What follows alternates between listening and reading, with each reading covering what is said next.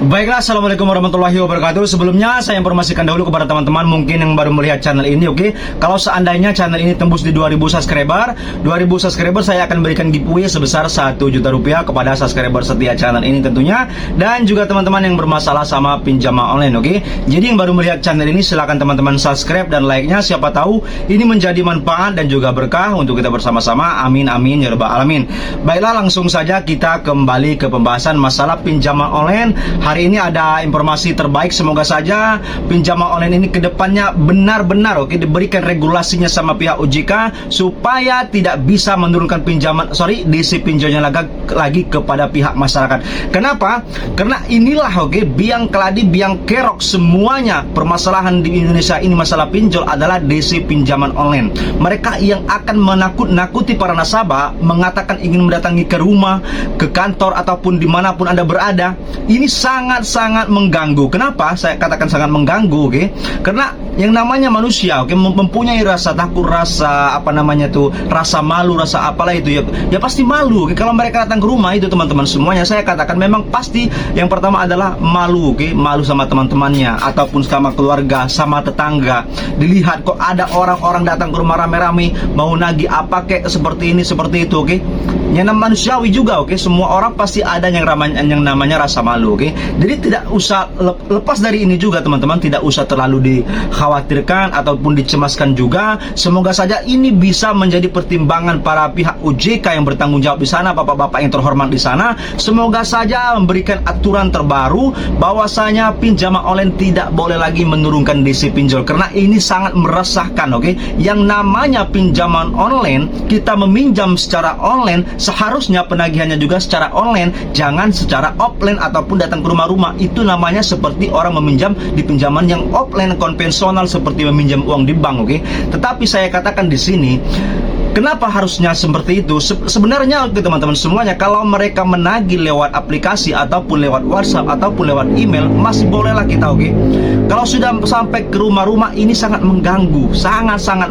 mengganggu sekali, Kalau OJK tahu hal-hal seperti ini pasti mereka sangat setuju bahwasanya lebih baik pinjol ini DC pinjolnya ditiadakan saja. Kalau mau menagih, lebih baik penagihannya harusnya lewat online, lewat WhatsApp ataupun lewat email, lewat SMS atau apapun itu, yang jenis sifatnya adalah online, daripada mereka menurunkan para DC pinjol ke lapangan ataupun ke rumah-rumah warga, ke rumah-rumah masyarakat yang belum tentu mereka akan membayar. Bahkan masyarakat sangat malu, mereka akan cekcok, bisa saja cekcok. Kita tidak tahu permasalahan orang di rumah seperti apa. Dengan datangnya para DC pinjol, bisa saja para DC pinjol itu menjadi pelampiasan para nasabah yang mungkin mereka lagi nggak ada uang ataupun mereka lagi pusing mikirin ini mikirin itu, tahu-tahu tiba datang para DC pinjol, Makanya ini banyak sering terjadi cekcok, Banyak video yang beredar para nasabah dengan para DC pinjol ini cekcok ataupun bertengkar, Bertengkar mulut, bertengkar inilah, membuat keributan di rumah orang. Jadi tidak ada manfaatnya, banyak mudaratnya teman-teman semuanya daripada maslahatnya atau yang baik-baiknya. Daripada seperti ini, kalau harapan kita bersama-sama semoga saja pihak OJK memberikan regulasi terbaik untuk memutuskan bahwasanya pinjaman online dilarang menurunkan pinjolnya atau DC-DC-nya ke lapangan ataupun ke rumah-rumah, karena ini sangat-sangat meresahkan, Tolonglah Bapak Subianto, presiden kita tercinta yang kita sangat sayangi, tolong lihat masyarakat menengah ke bawah ini yang terjerat pinjaman online ini, Bapak. Apakah harus seperti ini terus, Jangan sampai masyarakat Bapak Indonesia ini banyak yang terjerumus, banyak memakan korban lagi gara-gara pinjaman online. Karena kemarin saja sudah ada yang sampai menekat bunuh diri seperti di Kediri, habis itu di Ciputat, di Tangerang Selatan. Orang sampai mengakhiri hidup benar-benar cuma gara pinjaman online, gara-gara pinjaman online. Tetapi kok bisa para OJK atau pemerintah menyalahkan pinjaman online ilegal, bahwasanya yang mereka kambing hitamkan adalah ilegal?